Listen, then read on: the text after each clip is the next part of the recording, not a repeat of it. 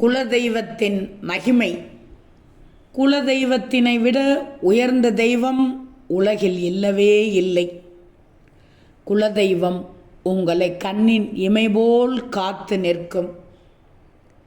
அவரவர் குலதெய்வத்தின் படத்தினை வீட்டில் வைத்து வணங்கி வரலாம்.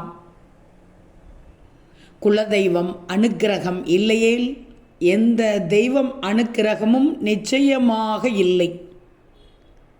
ஆண்டியை அரசாக்குவதும் அரசனை ஆண்டியாக்குவதும் குலதெய்வம் மட்டும்தான்.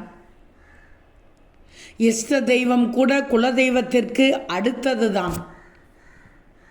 மற்ற தெய்வத்திற்கும் குலதெய்வத்திற்கும் உள்ள வேறுபாடு என்னவென்று தெரியுமா? மற்ற தெய்வங்களுக்கு எண்ணற்ற பிள்ளைகள், மற்ற தெய்வங்களுக்கு எண்ணற்ற பிள்ளைகள். குலதெய்வத்திற்கு உங்கள் வம்ச வழிதான் பிள்ளைகள். குலதெய்வத்தின் அருளால் உங்கள் இன்னல்கள் அனைத்தும் சூரியனை கண்ட பனி போல் விலகிவிடும்.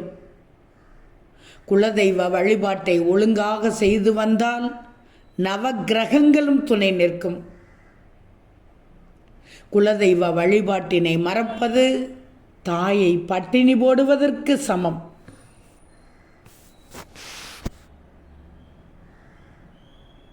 குலதெய்வ வழிபாடு 7 தலைமுறைகளை காக்கும்.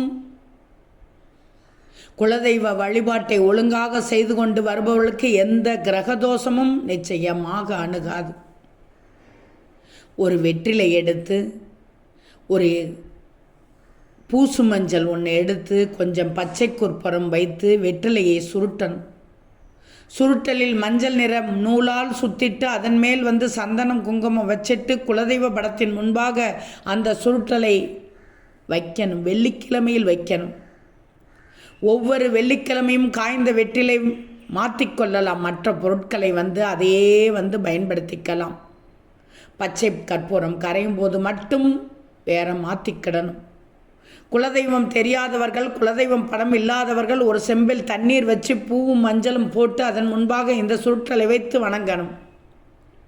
குலதெய்வம் குடியேறி உங்களுக்கு அருள் புரிவார்கள்.